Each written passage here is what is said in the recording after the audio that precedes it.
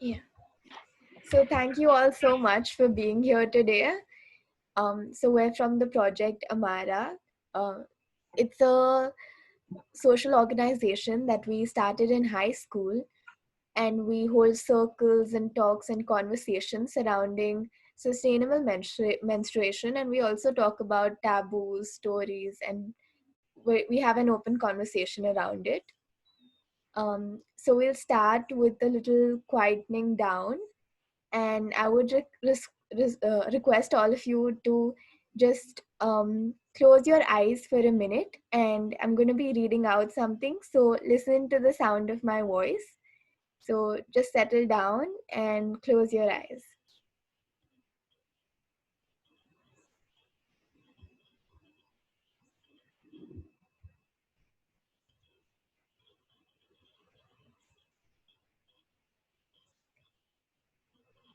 Menstruation. Menstruation is the cycle through which the ovum passes down and leaves our body when unfertilized. With it shed the linings of our uterus in hues of red, pink, dark brown, and black. A part of this cycle is our experience of pain, mood swings, physical changes, and shedding blood from our uterus every month. Blood and fluid so pure, so healthy, that this blood can hold life in its smallest, most fragile form and nurture it. And think, so much is done just to handle it and push it under the rug. It's something you and I go through, but it's not just our problem. It is also something essential to all human life, a cycle through which every one of us around us exists. This is our cycle, and it is time we allow ourselves to speak of our cycle and take care of our bodies, our blood, our land, our right. Thank you all so much for being here today. You can open your eyes now. We will start by a short introduction game. So I would like all of you to enter your we can actually just you can just put on your mics and just tell us your name, your age, and the first thing that comes to your mind when you think about the word menstruation. It can be a word, it can be a feeling, a little incident, anything. So I'll start. My name is Ahana. I'm 20 and lots of emotions. Yeah.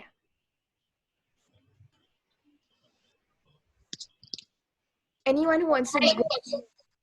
Yeah, hi, my My name name is um, I'm 34 years old and the word comes as mood swings. Hi, I'm Yogita. My age is 37, and the word I can say is lot of pain. Hi, I am Swarna. I am 42, and the word that comes to my mind is too long.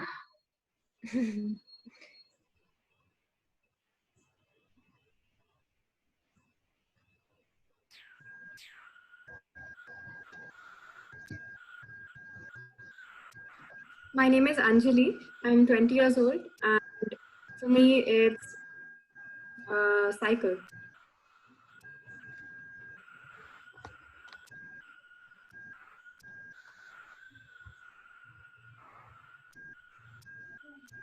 Hi, my name Just is Amin Ayar. I am 39-year-old, and the word comes in my mind is emotional imbalance. yeah.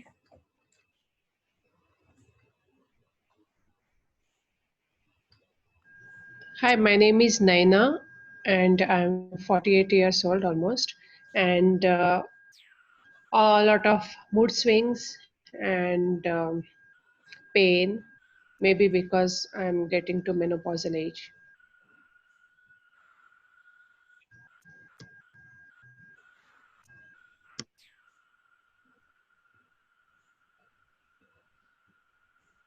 Rashida and Alifia, would you all like to also share? So, the word that comes to my mind is so much discomfort. That is, you know. Alifia? Yeah. So I'm Alifia, I'm 20, and the word that comes to my mind is cramps. So thank you all so much for sharing. I also wanted to let you know that we have a non-menstruator, a male, who will also be conducting the session with us, and we thought it's important to involve people who don't directly experience it so that they understand it and so that everyone is more comfortable with it. In case anyone is not comfortable with this, you can let us know in the chat box. I just wanted to let y'all know beforehand. Yes. So I think Anjali, will you be starting the sanitary napkin session? No, we'll have an onion talk about. Okay, okay. So Ananyan will take it forward now. Thank you for that. So, good evening to one and all present here. My name is Ananjan, and I'll be talking about the basic anatomy that we need to know to move forward with everything else that will be covered later. So, in the slide you can see in front of you is the basic anatomy of the uterus, more commonly called the womb. Now, what is the uterus? The uterus, for a layman, is something like a muscular balloon, something that expands and increases in size during the course of pregnancy. Just like a balloon increases with air or water, the uterus increases in size because of the growing fetus. Now, where is the uterus present? So, in the pelvic area of a female, you have the urinary bladder somewhere here, if this is the pelvis, and you have the uterus sitting right on top of it like this. And right here, you have the rectum. Now, the importance of this is significant because when a woman does conceive, or when a female does conceive, the expansion of the uterus occurs from the bottom up direction, not the top down direction. Now, let's talk about other things that we see in this image. We see two green structures that are almost the size of an almond beside the uterus. What are these? These are the ovaries, the most important sexual organ of the female. These actually produce the ova or the egg that will eventually either be fertilized or come out during every menstrual cycle. So, what exactly occurs is both the ova alternatively produce an oocyte or an egg alternatively every month. And you have something called the fallopian tube. So, now this is like the highway to the uterus. So you have two ova here producing the egg alternatively. So let's say this month, this ova produces something. So it takes the highway all the way to the uterus. Now, why the uterus? Because the uterus is the place where, if fertilized or if conceived, can give it all its nutrition. Now, if you can see in the diagram, hello, does anyone have a question?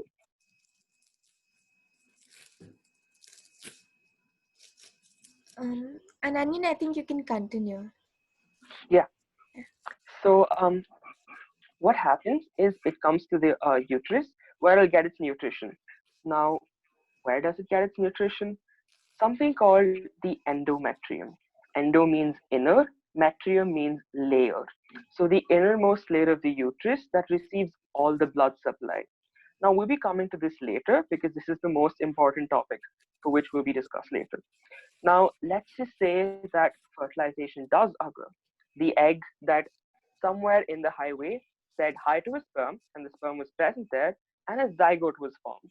Now, this zygote travels all the way to the uterus and it starts developing. And now it's fertilized, so it needs more and more nutrition. Like a growing child, it needs more and more food, like how we need it. So it gets implanted into the endometrial wall. Think of it like a ball getting stuck on a wall, and that wall helps it to grow, like a sticky ball. So when this grows, this blood that's the endometrium gives it more and more nutrition, and it develops into a fetus, causing the expansion like a balloon that we talked about. But let's talk about the other case, the whole point of menstruation, or the whole reason behind menstruation. the absence of fertilization. Now, what exactly happens if the egg is not fertilized? So it again continues the path in the same highway, having not met the sperm, and it comes to the uterus. Now, this time, since it doesn't need to grow because it's not fertilized, it's time for it to say, well, it has no growing purpose in the uterus, so it descends downwards. Now, all the blood that's accumulated to supply nutrition to the egg is also useless now, is also not of any, is not worth being prepared for, is not worth being maintained. So what the body smartly does is it gets rid of this layer. This layer is now sloughed off, and this sloughing off is what we call the menses. Now, all the blood, along with the blood vessels, the basic mucous tissue, and the egg, comes down through the cervical canal. Now, what exactly is the cervix? The cervix is like the part of the balloon through which you blow. It's the narrowest part of the balloon. Whenever you blow, the rest of the balloon increases in size, but the cervix more or less remains the same size. That is what the cervix is. Now, it feels like the tip of your nose for most people, and the most important anatomical knowledge of this is that it's a one-way passage. Now, why is this so important? Keep this in mind for now. Keep pondering about that. We'll get back to this somewhere in the towards the mid of the session when we talk about menstrual cups. So, why exactly are we talking about the uterus so much? Now, we spoke about how it comes out as a one-way passage with all the mucus, blood, and the egg. Now, where does it go after that? It goes into a place called the vaginal canal to the external genitalia. Now, before we go into the external genitalia, there's one important taboo that we must break. We all have, or I shouldn't say we all, but there's a normal thought that says that period blood is dirty or menstrual blood is impure, unhygienic. But that is not true. In fact, it is one of the most nutritious blood present anywhere in the body. The very fact that that blood sustains life, the very fact that that blood is so sacred that it can breathe life to a new child, signifies its purity, signifies its importance, and signifies how vital it is. It's like a vital force that gives rise to life. And thinking about that blood that could have potentially given rise to life as impure is a mindset that we must change if we have it and advocate forward the change in the others who might have it. So let's talk about the external genitalia. Now, the external genitalia of a female is drastically different from that of a male. Why, would you ask? For a simple reason. The urethral opening and the vaginal opening are different. But what do these words mean? They just mean very complicated scientific terms. But let me break it down for you. The urethral opening refers to the region where we urinate or micturate, or in simple words, pee.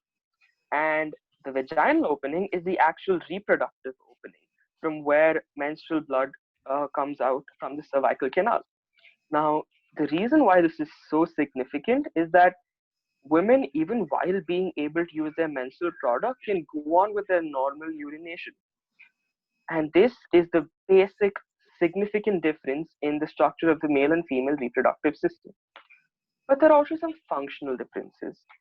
In the female reproductive system, the innervation is so much more higher than the male reproductive system. This means the female reproductive system is more sensitive to touch, to pressure, to heat, to infection, and to any other external stimulus. But apart from that, we also spoke about that this is the part that harbors life.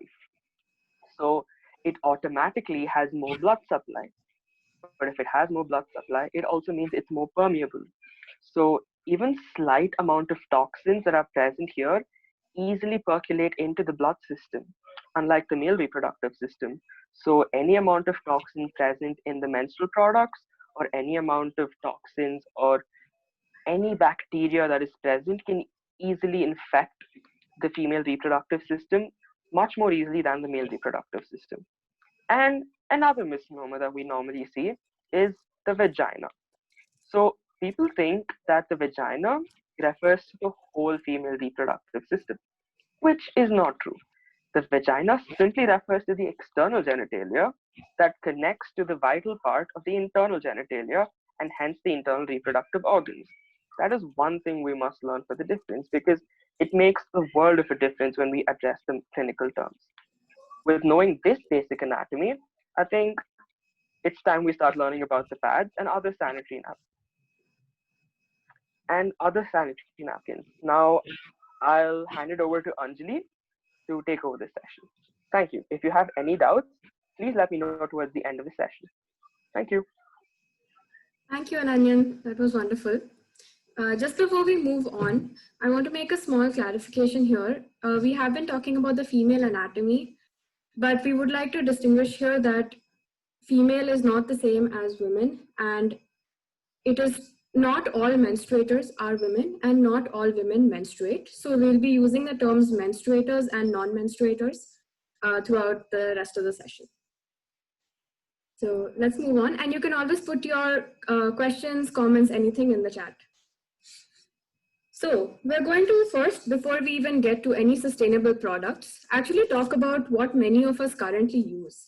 So I'm sure a lot of you have at some point used sanitary napkins if you still currently don't use them, or perhaps you've switched to tampons actually. It's very important before we talk about anything else to first understand what we are currently using. As consumers, it's our right to know what we're using. So I want to ask you, have any of you, when you've gone to buy a sanitary napkin or tampon, ever looked at the ingredients within those products, the packaging or anything? Have you ever thought about looking at the ingredients? We do that when we buy food, right? No, never thought about it, right? So, right. It's rather ironic because even if you do try, you'll realize that there's no use because very few pad companies or tampon companies actually list out what is in those pads and tampons. And I know that when we first started this project, it took us a long time to get some sort of a reliable description of what is actually in these pads. So here I've broken up a pad for you, and I'm going to show you what the different layers of this pad are. Okay, so usually most pads have 5 layers. Okay, so these are the outer 2 layers. This is the siliconized paper. Okay, this is the one that your pad comes wrapped in. This is made of plastic mostly. And then you have the actual pad. So here you have your top and bottom layer. Okay, this is the top meshy layer, and this is the bottom sticky part that goes onto the underwear. Okay, this is made of polypropylene, and this is made of polyethylene. Polypropylene it's basically like a woven, sort of very soft fiber, so it doesn't, it's not supposed to make you itch when you're using it. And it allows the blood to trickle through into the pad. The bottom layer, which is polyethylene, is non-permeable, so it prevents your pad from leaking. After that, you have these 2 sections. Now, this is the inside of the pad, and it differs based on company to company. I'm just going to tell you a standardized thing of what companies usually put into their pad. So you have these 2 sections, and I'm sure you can see it on the presentation as well. They're made from either rayon and viscose or cotton. So rayon and viscose are essentially highly processed wood pulp. And if it's cotton, it's usually grown with a lot of pesticides. So either way, you have a lot of chemicals which are going into making the very core of these pads. Apart from that, you have something called super absorbent polymers, which are actually, again, another form of chemical, and they increase the absorption capacity of this pad by up to 30%. And lastly, I want you to guess it, even though it's on the presentation. What do you think makes these pads so white?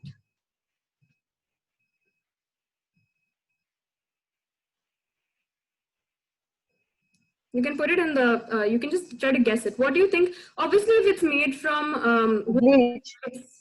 Bleach. Yes, bleach. Exactly. And I remember the first time I found out about it, I was a little bit scared because we use bleach to clean our floors, clean our toilets. It's a very strong chemical. And the fact that we're putting such a strong chemical so close to our bodies, and I'll come back to the health effects of this in just a bit, but it is rather scary. And to imagine that we don't just use one pad, do we? We actually use several pads in a single month. And that is a cumulative effect. We're using them for nearly 30 to 40 years. That's a long time, and that's a lot of chemicals. So that is a quick overview of what is in a pad. I'm also going to go through what's in a tampon, because recently, especially in India, there's been a surge in tampon sales, and we've seen a lot of recent ads on the television which claim that they're safer, they're more comfortable, they're better for girls going to school and things like that. But this is actually not true at all. So this is what a tampon looks like. You can see it on the presentation. It is essentially everything that is in a sanitary napkin, but it's all wrapped up into a small, sorry, one second, let me just admit some people. Right. So it's actually just everything, these two inner layers that I spoke about. It's basically those two layers, but wrapped up into a small little piece which goes inside the vagina. And it's coated in a layer of polypropylene just to keep it intact, and the string is polyester. So that is what a tampon is. It has all of the bleach, all the superabsorbent polymers, all of those chemicals within the tampon itself. So what happens when you're wearing a tampon is that it's supposed to absorb your menstrual blood, but a tampon can't distinguish between menstrual blood and other fluids. So it essentially sucks out all of the fluids in the vagina, and it completely dries out the tract. This can lead to a lot of infections. The other issue is that tampons release a lot of residue. So you'll have a lot of strings and just cotton and rayon bits which come out of the tampon, and they can get left over in the vagina itself. On top of this, because you have all of these chemicals directly in contact with your blood, with the walls of your vagina, they get sucked into your bloodstream a lot faster. So I'll come back to that in just a minute. Do you have any questions about the composition of pads and tampons? I can answer that for you.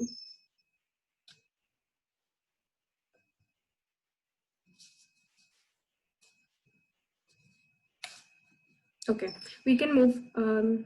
What is safer? What is safer? That's a very tricky question. I would say neither are safe, but if you really want to use one of the two, I would say go with sanitary napkins. For your own health, yes, they may be safer, but I would say for the environment, sanitary napkins are a lot worse. So I would not recommend either option here. And what about, okay, I've also found a tampon. I was just looking for this. So this is what a tampon looks like, and you can see all the thread coming out of it. So I just wanted to show you this. This is a bloated up tampon, by the way. This is one that's been put into water. So what about the ones that claim to be cotton? See, again, it may be made of cotton on the inside. Like I said, they can be made of cotton or rayon and viscose, but that doesn't mean that they don't have plastic, they don't have bleach, and that the cotton is pesticide free. So we will actually later talk about organic pads versus biodegradable pads. So we can answer that question more thoroughly there. Yes, we'll talk about silicone cups towards the end. Okay, so now what are the health effects of these chemicals? So chlorine and rayon, they release a chemical called dioxin. I don't know how many of you have heard of this chemical before. I heard it for the first time while doing this research, and it's essentially listed as one of the 12 most dirty chemicals in the world. By the WHO, the World Health Organization. And what happens is when you're using these products, like Ananyan said, the skin is extremely permeable and very sensitive. So all of these chemicals get, they get into your bloodstream, and they go and get stored into your fat cells, and they can stay there for up to 20 years. Now, just imagine the number of pads and tampons you're using. You're using nearly 10,000 pads or tampons in your lifetime. That is a lot of chemical that's coming into your body and just remaining there. Your body doesn't know how to break down this chemical dioxin. So there have been a lot of links to dioxin. You have cervical ovarian cancer, abnormal cell growth, infertility. Apart from this, you also have high blood pressure, pelvic inflammatory disease. There are many diseases. And toxic shock syndrome is something you may have heard of. It's directly linked to tampons.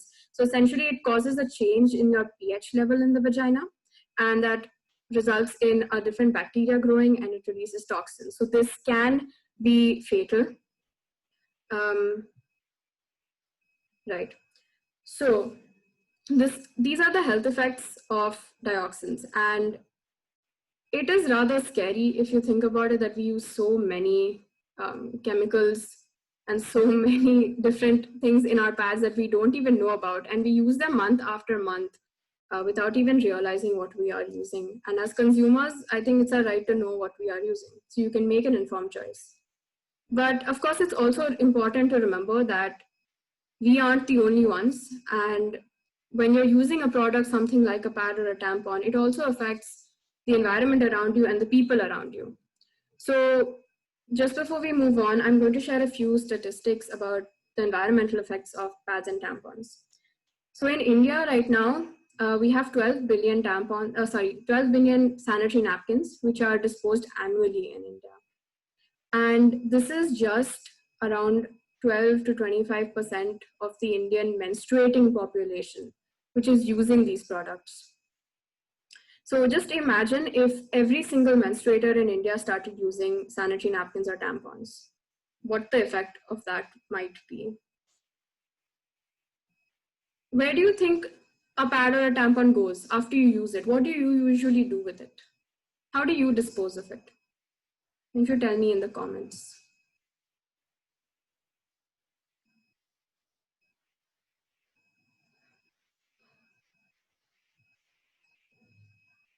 Red dotted bag, separate in trash. Yeah.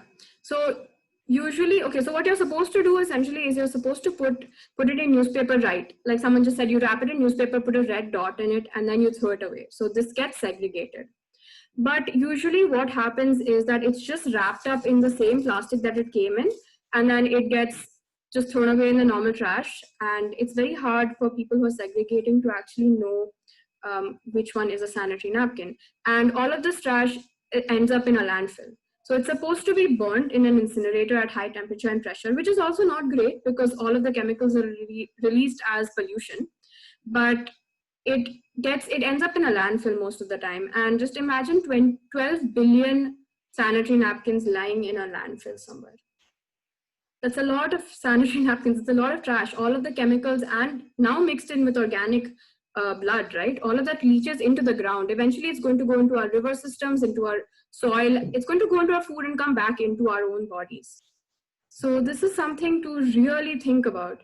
And the trash doesn't magically fly from our dustbins to the landfill either. There's a lot of people involved in the process, and a lot of people that we usually forget do this work. So someone has to actually dig through the trash that you give. They have to collect it. Many of them don't have gloves, they don't have masks, nothing. They touch it with their own hands. You don't even feel comfortable touching your own sanitary napkin after it's been used. Imagine someone else touching that sanitary napkin. So they have to take it, they go and put it into the landfill, and it just rots. And they get so many diseases from it: eye diseases, skin diseases, gastrointestinal diseases. There are numerous diseases linked to this. So it's not healthy for us, the environment, or the people who help us clear our trash out. And these sanitary napkins just sit and they rot. And yeah, someone just mentioned 300 to 400 years to biodegrade. In fact, it takes 500 to 800 years for the pads to start biodegrading. And biodegrading is actually the wrong word. I should just say degrade, because they really can't break apart completely. There will always be some amount of that pad left over because it's not biodegradable. So yeah, it is really scary. It is genuinely very scary. And I think when we all found out about it the first time, it was quite shocking. And it is something to think about. Whether or not you switch to something is your choice, but I think everyone should definitely know this if you are currently using one of these products. So that being said, I'm going to now hand it over to Ahana, who is going to take us through some sustainable products and alternatives that are available.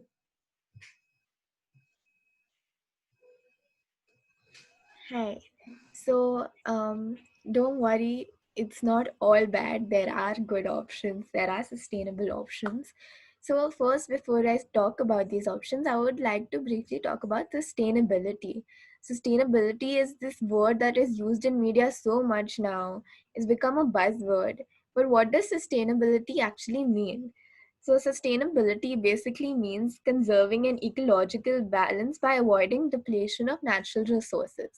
So, whatever you call sustainable, it falls under a spectrum because it relates to how much, in how many resources you take and how long do they last for.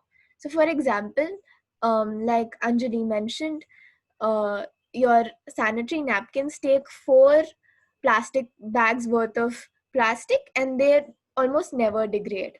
But when we come to things like biodegradable pads, they take some amount of cotton or other natural materials like that, and they start to degrade within a few months.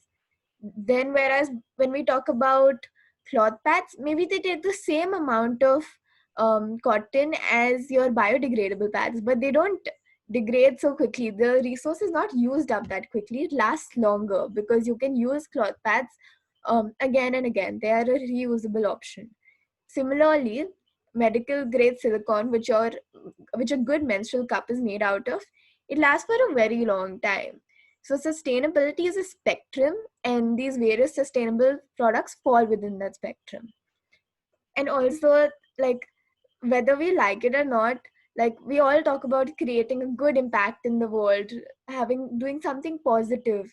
It's a thing, right? But whether we like it or not, there's always an impact we will be creating, and that is to the environment. And things like sanitary napkins, if you use it, one person uses up to 9,000 to 11,000 sanitary napkins. So that's a big imprint you're creating. Instead, it could be of something better. So let's get into these better options. So first, I'll talk about biodegradable pads. I'll just show you one. So this is one by Carmesi. So your biodegradable pad looks just like your normal sanitary napkin. It comes in various sizes. It comes wrapped in a paper. This is not siliconized paper. This is biodegradable plastic. And it comes in various materials like bamboo fiber, cotton, banana fiber, and it also has an underneath sticky layer that you stick to your underwear. It comes in sizes that range from your regular flow to all night flow, and you can also um, custom these packages according to your flow. So I'll just show you one. So this is for a regular flow. And not all biodegradable pads come with these two wrappers. Some of them come, and some of these outer packages are biodegradable. You need to look at the company you're buying from. Karmeshi is one of those ones where both these layers are biodegradable. And it also mentions that you can use this bag to dispose it because this does biodegrade. We have tried it. Also, someone had a question earlier about the difference between a biodegradable pad and an organic, and something that's organic or something that uses cotton.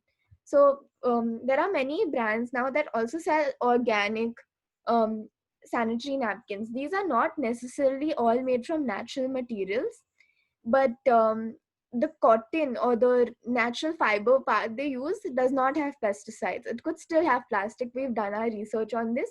So it's kind of a misnomer. It's not it's a misconstrued term. So we need to be careful of such terms.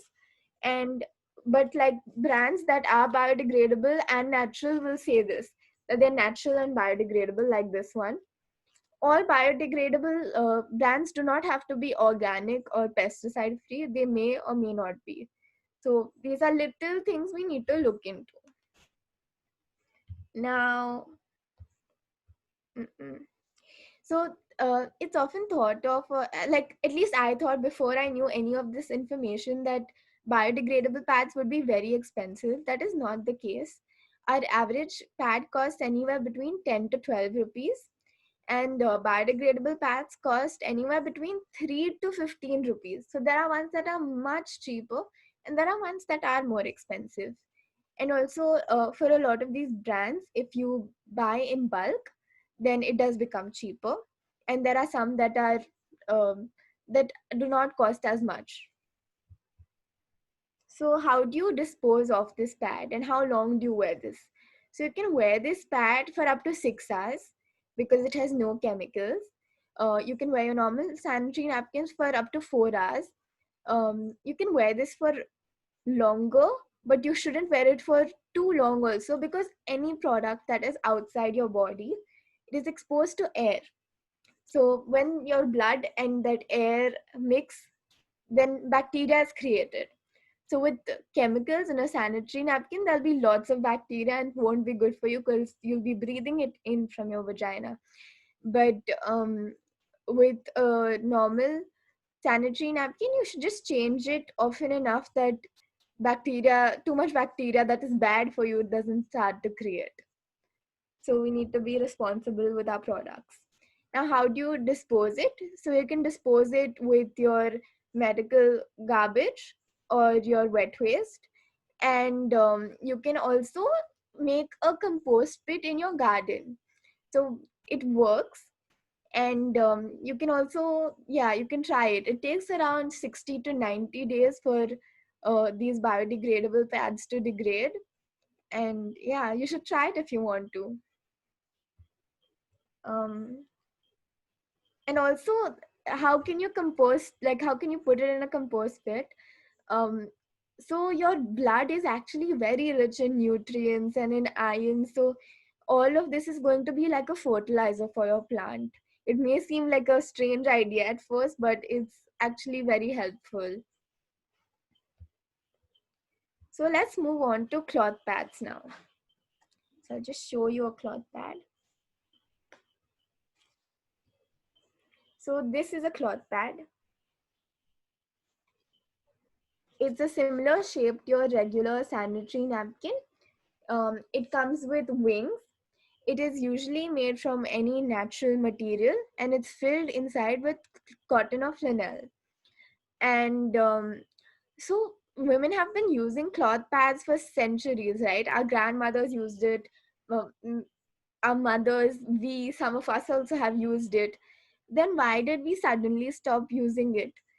I'm sure a lot of you must have seen this particular ad that comes in the cinema, in which Akshay Kumar is there, and he says that you shouldn't use cloth, it's bad for you, you'll get sick.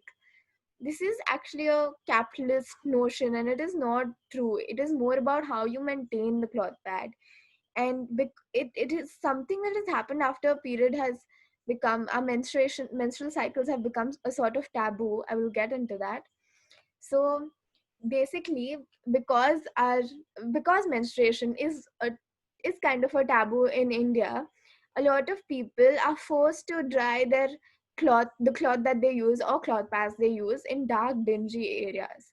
So what happens to clothes when you try to dry them during the rainy season? Don't they develop like a smell if they don't dry properly, or some mold? So the same thing happens, and if that happens, then basically you're exposing your vagina to and your vulva to more bacteria. And it causes things like yeast infection. So drying is key, and cloth pads must be dried properly. So, and also, like, to avoid this yeast infection and other infections like that, governments have started introducing sanitary napkins in places like villages, and they never had a trash or garbage problem before this. But you're going to an area that is clean, that has a sustainable option, and forcing them to not only rip their pockets but degrade their environment. And we have systems where people take out our garbage for us, but a lot of these places do not have those systems. And these villages, they just dump it, like they maybe their sanitary napkin, they'll put it in the sea, just try to bury it, and that's really like toxic for the environment, as we mentioned earlier. So a better and more ethical solution is using these cloth pads in the right way. So there is definitely a learning curve, or it does take a little more time to adjust, but it is very comfortable, it is very easy to use. People think that while using cloth it might feel wet or damp because it's cloth. That's the first thing that comes to your mind. But it's actually, we've tried this, so it's actually like a pillow around your vulva. So when you wear um your underwear, it's comfortable, right? If it's cotton underwear especially, it's just like that. That's how it feels, except it's fluffier and comfier for you. So it does not even feel wet. That wetness sensation is not there. There are some cloth pads that also come with a lining, and this lining can either be a PUL lining or an eco PUL lining. So what this basically does is that it prevents the leakage of your cloth pad. And a POL lining is a plastic lining. If you're going for an eco-friendly option, it's better to avoid that. Whereas an eco POL lining is an eco-friendly lining, which avoids leakage. Anyway, these pads don't leak, but if you want that extra protection, you can definitely opt for one of these solutions. And both of these linings go in about 250 washes. They don't stay forever. Any cloth pad can be used for around 2 to 5 years. So let's talk about like what do you do if you're on the go and you need to change your cloth pad. So one is that they come in various sizes. You get an all night cloth pad, you get a day pad, you get a heavy flow pad. You You can show also get, me if you want. yeah, show them. Yes. um So here, I hope you guys can see my video. So this is a large pad, for example. You also get pads which open up like this. So it looks like a rumal, and you can fold it and continue using the pad. Give me 1 second. So in areas where it, like, in some families it's just not okay to dry something with that had your blood on it outside. So for them this is a step ahead, that it just looks like a handkerchief, so you can dry it if there is some community resistance. These are some more pads. You have some panty liners as well. These are great for days that either it could be a fourth day or fifth day if you have a very light flow, or even for just discharge when you're not on your menstrual cycle. And then you have these other size pads. And you can see this is the largest one for, this is EcoFem pads. So this is the largest one in this particular series. Yeah. Thank you, Anjali. So let's talk about what do you do if you're on the go, right? So maybe you're done using this pad. How do you know? You'll be able to make out it'll feel heavier and you can see the blood. So it's pretty obvious. You will get a hang of it. So once you're done using a cloth pad, then you can just wrap it up in a portly and you seal it. One second. So you seal it with the button. So there is no exposure to air, there will be no smell. And you put it in a little cloth bag and you can wash it at night with the rest of your cloth pads that you have used in a day. So how do you wash it? You can either soak it for half an hour or overnight, or if you do not have that much time, you can even soak it for just 15 minutes. And they take a bucket of soapy water, and then basically what you do is that you dip it in and dip it out a few times for a few minutes, and all the blood and all the stains come out. Even if it's a white pad, they will come out, you will see it. And then you can just hand wash it or machine wash it with a mild detergent. And the next crucial step is to dry it in the sun. So like you dry your underwear in the sun so all the bacteria dries, in the same way you dry these cloth pads in the sun. So what do you do in rainy season? It is difficult, but if you have a washing machine, you can also dry it in the washing machine. Even during daily use, you can dry it in the washing machine.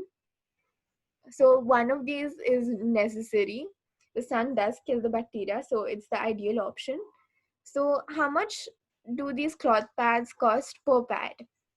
So they cost anywhere between 150 to 350 rupees on an average per cloth pad.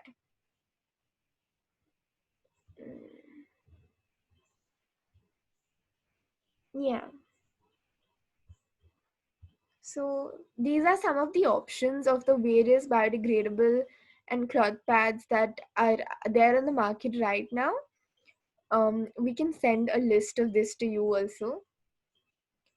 So are there any questions or should I move on to menstrual cups? I'm just gonna check. Mm.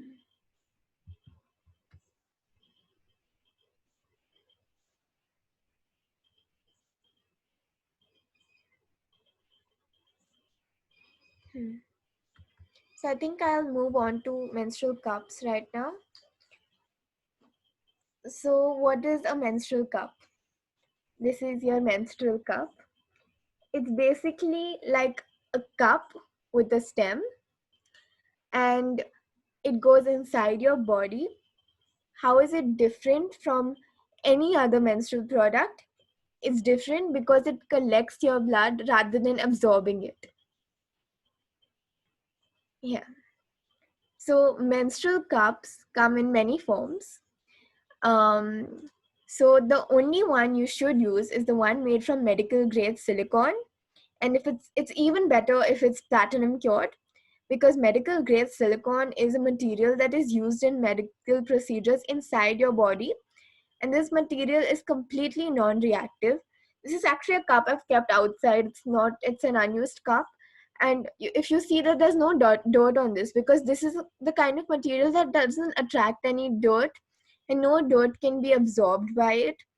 The atoms are very tightly packed, and that's why it works well, and it's non-reactive to your body. So a medical yeah a menstrual cup carries 3 to 6 times, so it carries 3 times more blood than any sanitary napkin, and 6 times more blood than any um, tampon. So you have to change it a lot less.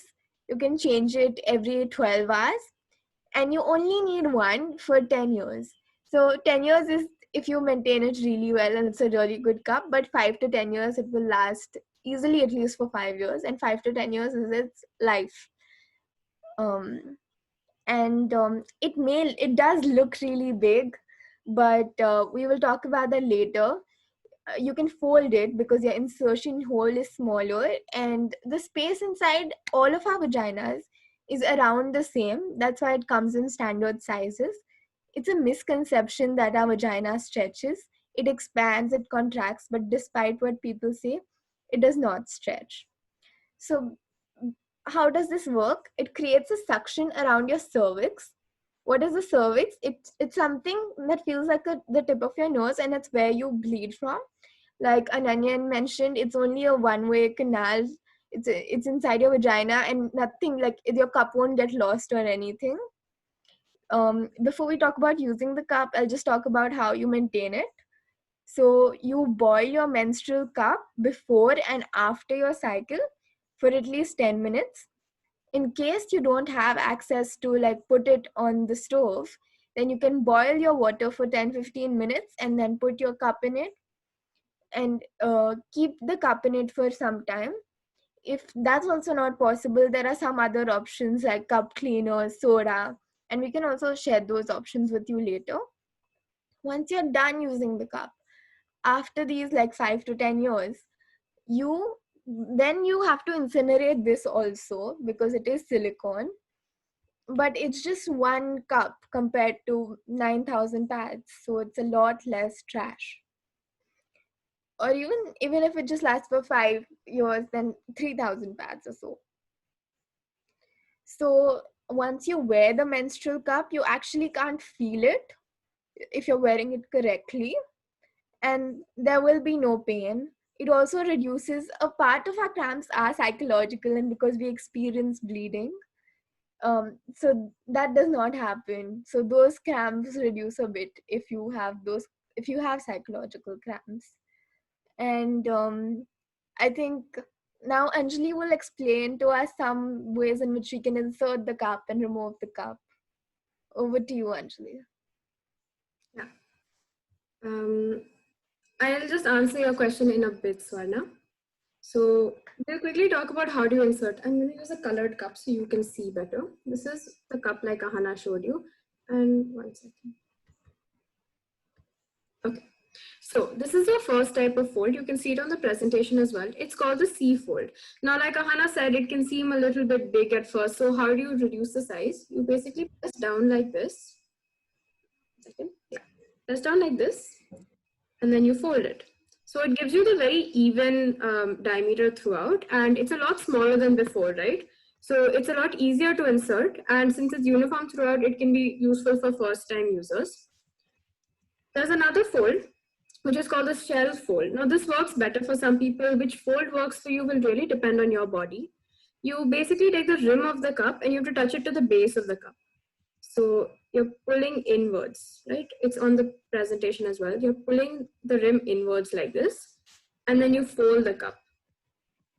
You hold it. So this is what the front looks like, and this is what the side looks like. And you can see it goes from small to big. So this is good if you're trying to ease the cup in and you're not quite comfortable with it yet. You just have to remember that it does get quite wide by the time it comes here. So try both the folds and see what works best for you. It's hard for me to say what might work for you. Apart from this, you can also try a few different positions. So you can try, usually if you're sitting, what will happen is your pelvic bone will come lower. So you'll have to slightly, maneuver the cup. The easiest thing to do is either squat. So this could be on the floor. That's the most comfortable, I think. You can do it while you're showering. Otherwise, what you can do is stand and put one foot on the toilet seat. So you do like a plie, half plie, and both of those positions tend to be very easy to insert the cup in. Again, which one works best for you will really depend on you, and you'll have to experiment with it the first few times.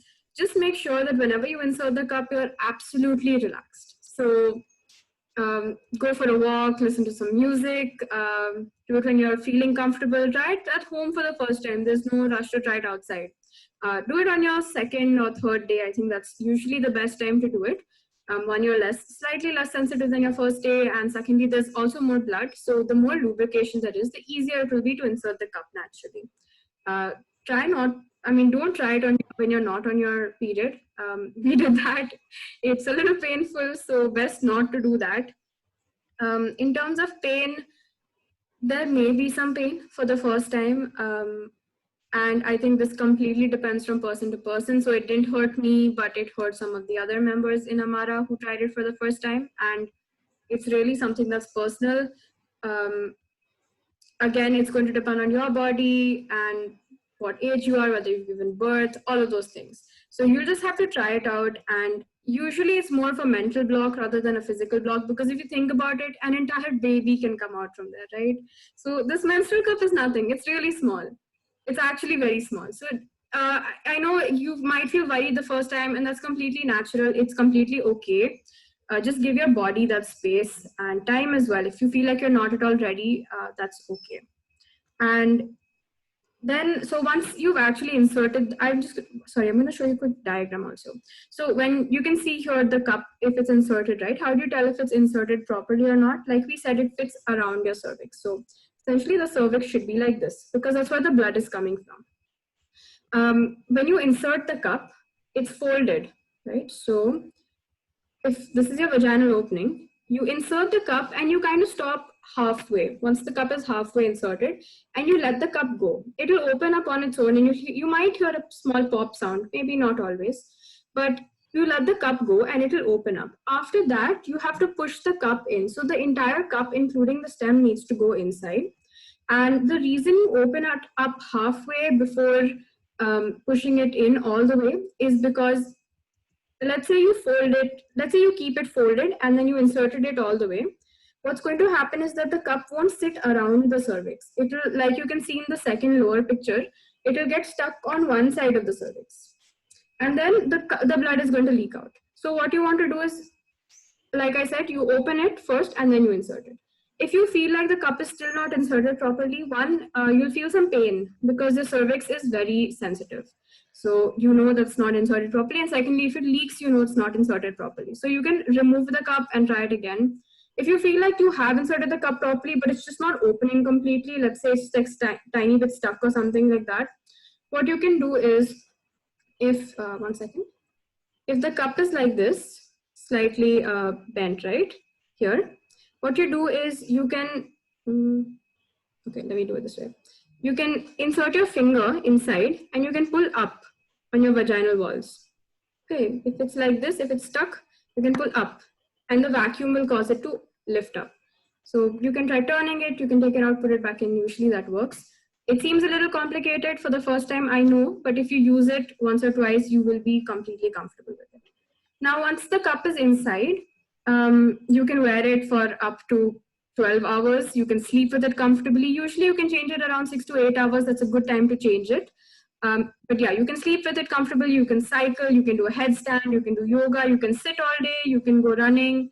there are no limits. You can go swimming.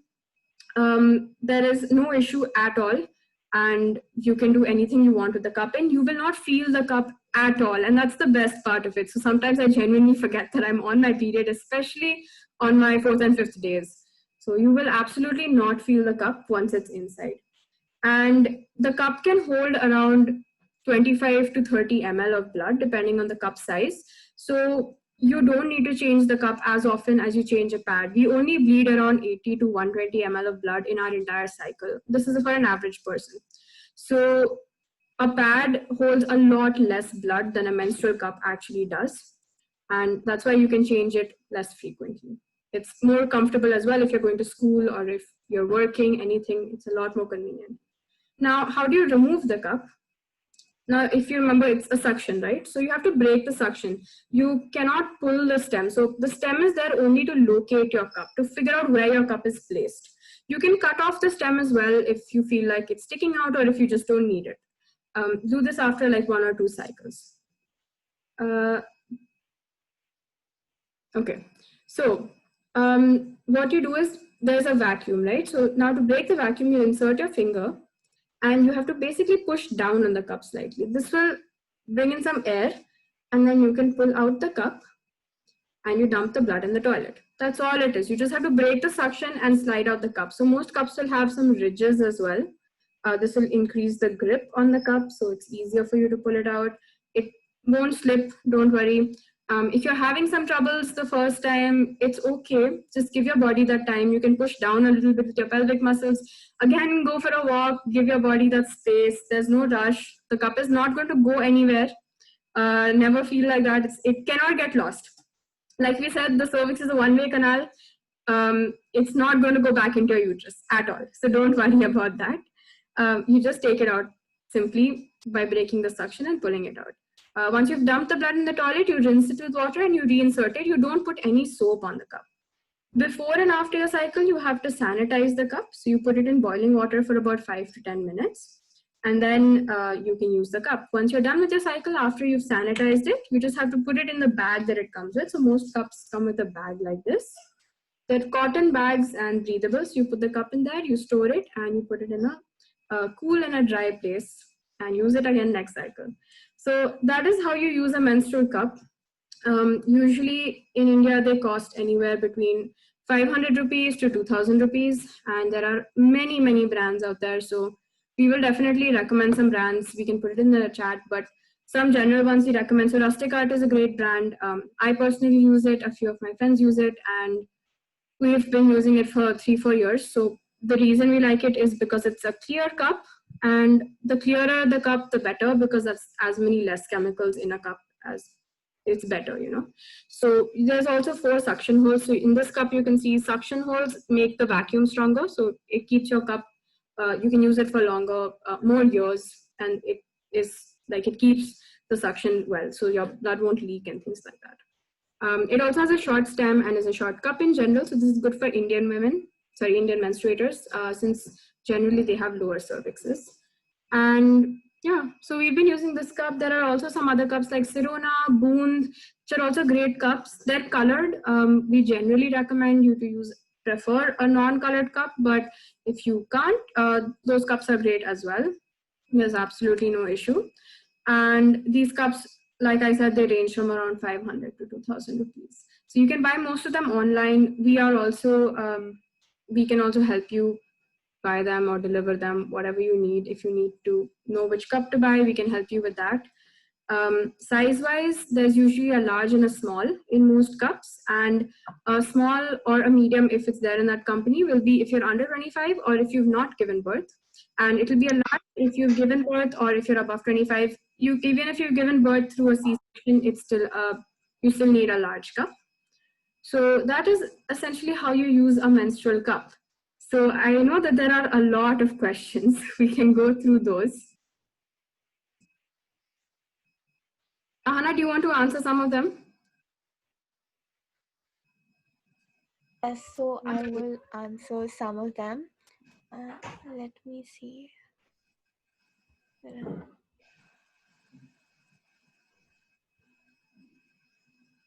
Okay, one was discomfort, leakage, stem. What if it tears or breaks while inside? I think Ananya did answer, but I'll just Okay. reiterate that they are made of Yeah, even silicone and very resistant, so it's not going to tear or break or anything while you're wearing it. also, Hmm? so cups can take lumps, they can take even your normal menstrual flow. Actually, it has a lot of clotted blood, it has mucus. Your cup can hold all of that, no need to worry. And I wanted to add to this that once your cup is full, you will feel its heaviness. It'll come with time, it's a learning curve, definitely, but you will start to understand. So you don't need to worry that will it take it. It's very unlikely that you won't realize that your cup is full and that it'll leak if you're wearing it correctly. Do you need to use lubricant or oil?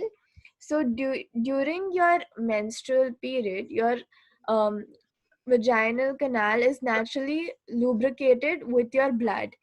So, you actually don't need to use anything else to lubricate it because it can slip in easily. You should never try a menstrual cup when you don't have your period during a dry run, because there is nothing, like there is no moisture there. It's not supposed to be there at that time, so it will hurt you then because it'll all be dry. And also your cervix moves lower during your menstrual cycle, so it's very easy to, like, it just goes there very easily once you get the hang of it. um I'll answer one of them about heavy flow. So I have a very yeah. flow and I have never faced an issue. So I just have to change the cup more often than others. Maybe you'll have to change it every 4 hours on the first day. I know that, if you're using a sanitary napkins, usually you have to use two or something like this, so it's definitely more comfortable than that, but you will have to change it slightly more often. It won't leak though, as long as you stick to your schedule. So you create a mental schedule for yourself that today is the first day you're going to bleed more and you have to change it every so and so hours. As long as you follow that, you should be good. Also there was, yeah, I mean, I have a heavy flow, and on my heavy flow days I just change it every 4 to 6 hours and I'm good too. And you can wear it while wearing any clothes, denim trousers, shorts, saris, anything. It's very easy. And it's not seen. Anjali, did you talk about the stem also? I did. Okay, yeah. Um, and is there any chance of it coming out of weight? So now, do you mean body weight, or what? If you I could think just body weight. elaborate on this. It won't come out of body weight if that's what you're referring to. It won't come out unless you actually physically remove it. It's not going to come out at all. While removing cup, is there any chance of leakage? There is. So I'll be completely honest, especially if it's your first few times, you don't know how much to press it. It might come on your hands. It might, yes. But if you, what the key is just pressing it a little bit and removing it and dumping the blood in your toilet itself, so you won't make a mess. And maybe the first time you try it, you can try it while taking a shower, or when you're in the bathroom in a comfortable time. Flow weight because of clothes. I'm not sure. Can you wear Actually, denim could or you just trousers? put your, Sorry. yeah, if you could just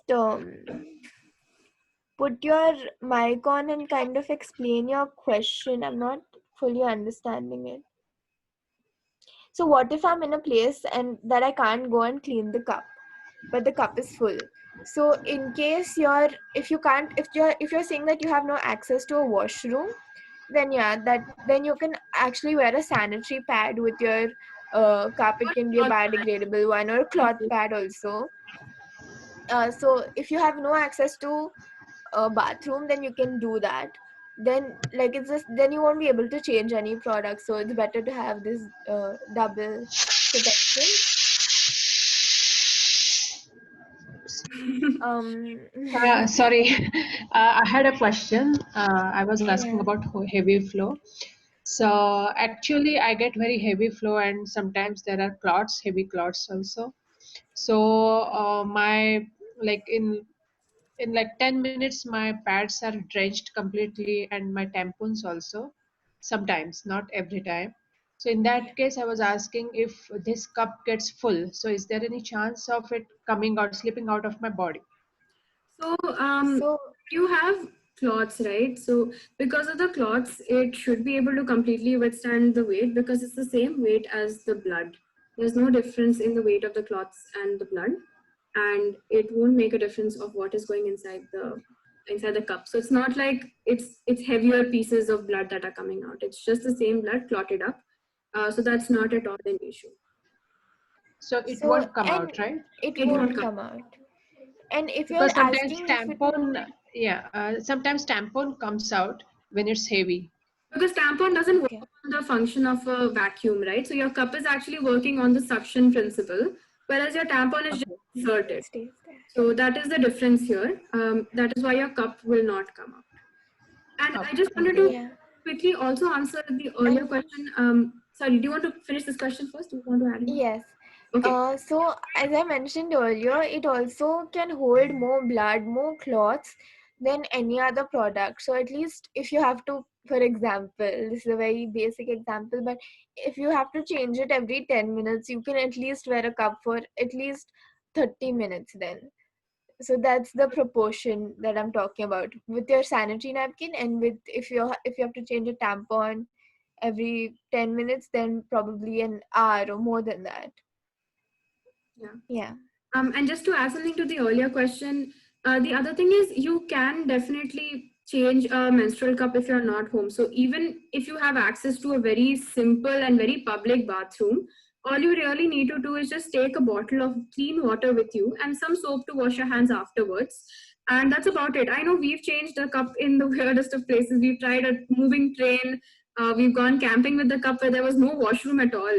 And just it you get so comfortable with the process eventually, and you realize it's so much nicer because you don't even need to carry any trash with you afterwards.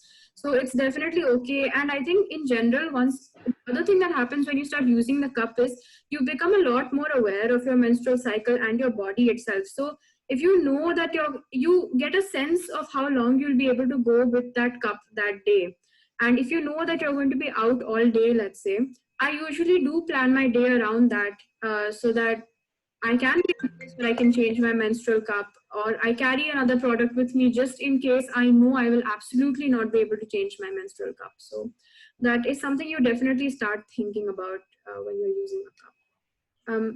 There's one. Also, another thing I wanted to add was when we see like a blood on your sanitary napkin, it has a very foul smell because of all the chemicals, and also because it's exposed to air, and it looks very gross. But once it's in your cup, it looks like paint that's thick, has a little blotches in it. It actually does not look so gross, and it may be tough to hear right now, but that's how I feel, and that's how a lot of people who use the cup feel. And also it has no smell because it's not exposed to air. So your blood naturally has either no smell or a very subtle, very organic smell that is not disgusting. It is not that period smell. So that is also, that makes it a lot more comfortable that you're not in that smell and uh, the whole time. Yeah. I think there And was one. also someone asked, huh? There was one I wanted to address. There's It was about swimming. So you said that I heard. hmm. Am I right? What incorrect to enter a pool while menstruating, even if it's in a cup? Hannah, do you want to take this? Yeah. So I think I answered it actually. You can also you can add to it if you want. So basically, okay, it's your personal thing. If you don't want to enter the pool, you don't have to. Definitely, that's on you. But you don't actually menstruate when you're in water. I think because of the pressure of the water, your menstrual flow stops for that time. And even if you do menstruate, if you have any doubt that maybe I do menstruate, then your cup is completely inside your body. It does not stick out. So um it's actually maybe even better than when you're not on your period, because you're not exposing the pool to any of your bodily fluids that come out from that area. So it's actually maybe more hygienic. if the hygiene part is what you were mentioning. You can add anything you'd like, Anjali, if there's something else you want to mention. I did you you are asking along with the cup, can we use a pad also? We were talking about, I think, the first two cycles when you first start using a cup, or even if you're outside and you have no access, is basically you use the cup and you also put any type of pad with it. So once the cup is full, and if you either can't change it, or let's say it's the first time so you didn't know when to change it, any extra blood, if it does leak, can just come out your pad. Um, and also, yeah, but normally, regularly, you don't need to have a cloth pad or any sort of pad with it, because as I mentioned earlier, the cup lasts much longer. You don't need it. If you're scared, if you're unsure, then you can have it. It's just for your mental comfort more than anything, actually. um, and there was also, if I'm um, yeah, also, like, as Anjali mentioned, did you also mention the water bottle part to carry clean Yeah. water when you were talking? Okay, I didn't hear that, so I wasn't sure. So does this stem not dangle and irritate? So it, so if in case some cups, I think the one, Anjali, can you show the cup with the larger stem? Yeah, so uh, Indian women, like, the cervix comes lower during your menstruation, and Indian women have an even shorter cervix. So, in case you have a cup with a big stem like that, you might have to cut it if it's poking out, because it should not poke out. You should try and wear it and see if it pokes out first. If it's like this, it's like, this is very tiny. I don't know if you can make out through the camera, so you won't have to cut this kind of stem. But if it's a longer stem, you might have to cut it, so it won't dangle and irritate you. In case it's longer, you just cut it. Be sure not to cut the cup. You can also file it if you want, if there are any pokey edges when you cut it. So Yeah. just before, I think we can continue questions if there are any, but just want to thank everyone first for coming. You can definitely stay back and ask us any more questions, but thank you everyone for coming. And thank you, Rashida, so much for organizing this. This was lovely. We will send you all an email afterwards, whoever's email addresses we have, and we'll send you details about most all of the information we went through today, as well as places where you can buy cloth pads, biodegradable pads, or cups from. We'll suggest some good companies to you, mostly Indian companies. And we will also send you a booklet with this information, and we have it translated in multiple languages all across India now, and some foreign languages as well. So if you would like all of this information in different languages to share in your local communities, you can ask us for that as well, and we can send that to you. So thank you so much for, Yeah. and thank you for hosting this. It was really lovely Yeah. to connect to all of you. Anjali and Yes. everyone on the host, I'd really thank all of you for doing this. You guys are doing a fantastic job, all for three of you all on this panel. I think you guys have, you're doing a great job for the environment. So thank you so much for giving us this presentation. Thank you. And Thank if any you. of you would like to Thank you so much, host a Anjali and session with your Varna. It was very friends, informative. sorry, please go ahead. And I was just thanking both of you, Anna, Anjali. It was very informative session and kind of an eye opener. Thank you. Thank you so much. And I was just saying that if any of you would like to organize a session in with your friends or your societies, your offices, any place, do let us know. You can reply to our email or you can contact us. I put a number a little bit before in the chat. You can definitely contact us and we'd be more than happy. Can we have your email ID? So, like, we wanted to organize this kind of session in the other forum.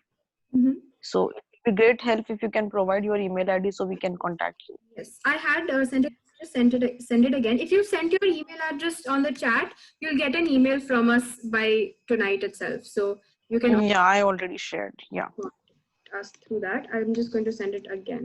So I've put it again in the chat.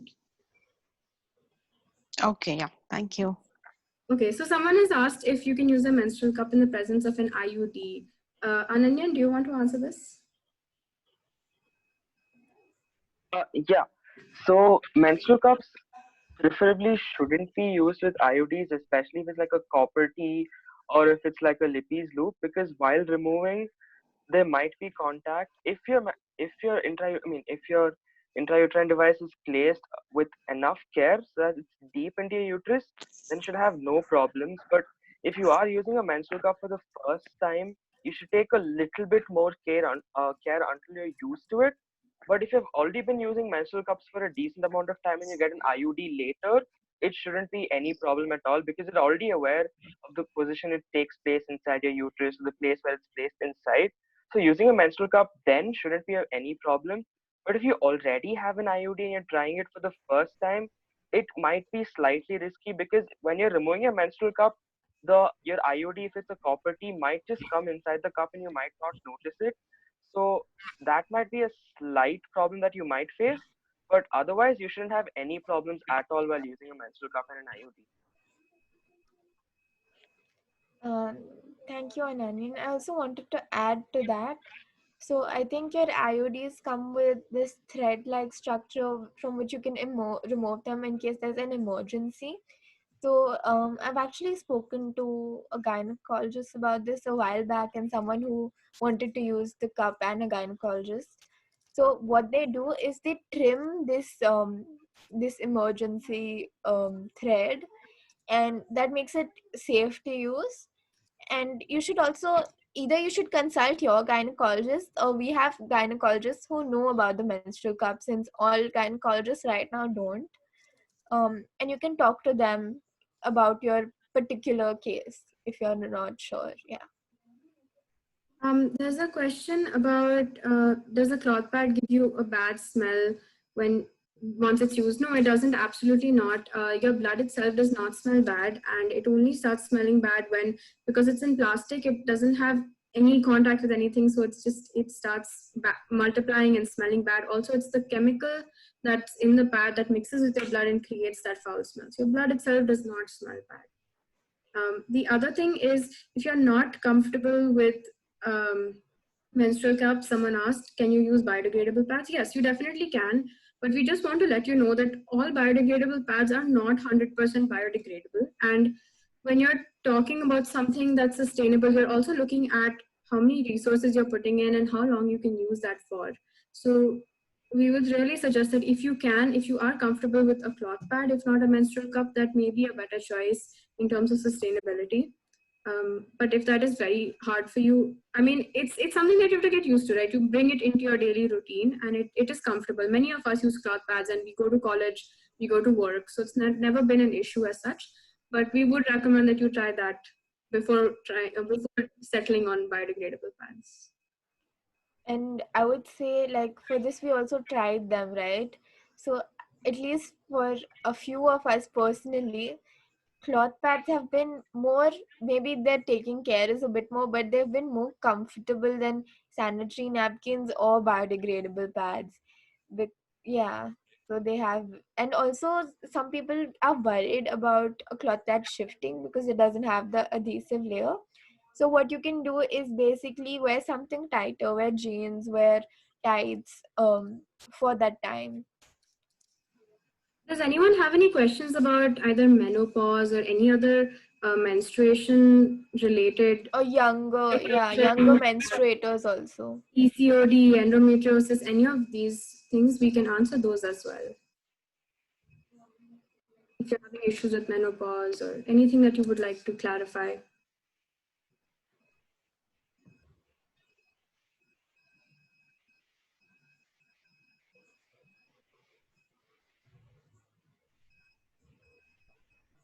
And definitely we do recommend that you do visit your gynecologist. We can send you the number of some good gynecologists. Would you share some information about PMS? Okay. What are you looking? Okay, so Hannah, do you want to take this? Should I take this? PMS?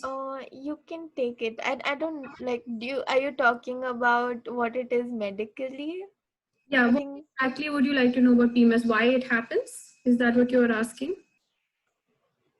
The medical reason for it? Yes, premenstrual syndrome. So do you want to know the medical reasons for it? Ananya, do you want to take this? You can explain the Sure, quickly but I explain the don't know whether behavior. it's the physical aspect of what I was feeling, or this is the I think medical just scenario basically. you can quickly go over okay, hormonal changes and the behaviors. You can talk about the hormonal changes. I can quickly cover the behavior aspect.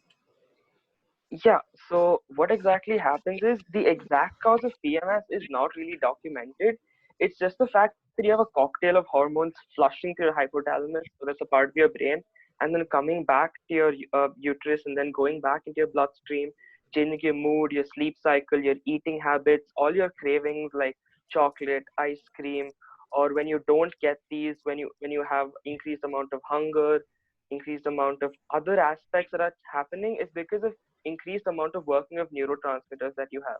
If I have to get technical, it's more about a neurotransmitter called serotonin that is generally a happy hormone but also increases excitability. So for even normal stimuli might cause increased reactions, and that is one of the very prominent symptoms of PMS. But the actual physicality of it, I think, would be better explained by Anjali. Yeah. So the other part of it, so you might have commonly noticed, there's a lot of emotions which well up. You might have a lot of pain, back pain, um, things like that. And I just want to look at it from a little bit of a spiritual aspect as well. So you heard the medical aspect, but there is also a spiritual aspect to it, which is that your menstrual cycle is essentially it's the time of the month when your body is also asking you to calm down, to slow down, and to give yourself some time. So if you look at it from that aspect, the week just before your menstrual cycle is the time when your body wants you to wrap up things, when it wants you to start thinking about your own self, spend some time with yourself. And I think what happens today is that we are all so caught up in just constantly pushing ourselves, constantly working, and never sitting with ourselves and thinking about things. PMS, if you have noticed, a lot of the emotions that start welling up are things that you may have been thinking about for a long time, and they come out when you're PMSing. And there is a suggestion that our bodies are more connected to the subconscious when you are on your menstrual cycle. There are many, many folklores and things like that about it. So it's highly possible that it is just things that you've repressed that are coming out, and that you need to spend some time with yourself to actually think about them and address those things. Hannah, do you want to add? And like, yeah, so simply put, what both of them said, I'm going to say it in really simple words. Is basically um there are so many hormones, and this is a monthly cycle. So the our hormone levels keep changing. There are phases where they are higher or lower, chemicals are higher or lower, and that causes our reaction. And obviously, if we do have something in our mind before that is bothering us, if you're more hormonal or less hormonal, your reactions will relate to it, right? And also someone asked a very interesting question: is it possible to donate your menstrual blood? So right now it's not technically possible, but there is research being done on it. And blood transfusion, what they found till now, uh, is that it is possible, and it's actually you need much less of your menstrual blood compared to your normal blood because it's so nutrient rich. But they're still undergoing these studies, so in the future years, definitely. Till then, what you can do, if you have a menstrual blood and you really want to nurture something with it, you can have a little period plant. So this idea is basically you nurture one plant or a few plants with your menstrual blood from your cup, and well, you'll see the results on your own, so you can try that. Ananya, there's a few questions about menopause and what else is there? There's menopause, calcium levels, water retention, endometriosis. Do you want to briefly answer those?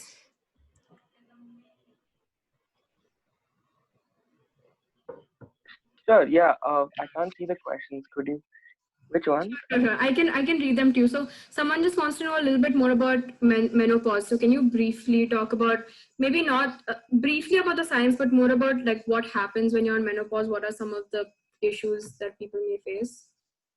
So generally, menopause is not the point where your hormones change. Your hormonal system is perfectly intact. It's just the fact that your ovary stops responding to your hormones. So it doesn't it doesn't release the egg anymore. So what exactly can happen is, because eggs are not being released anymore, the hormones that are released from the egg would reduce. That can lead to more. Uh, One of the most important hormones is estrogen. Due to lack of estrogen, you can have bone deficiency.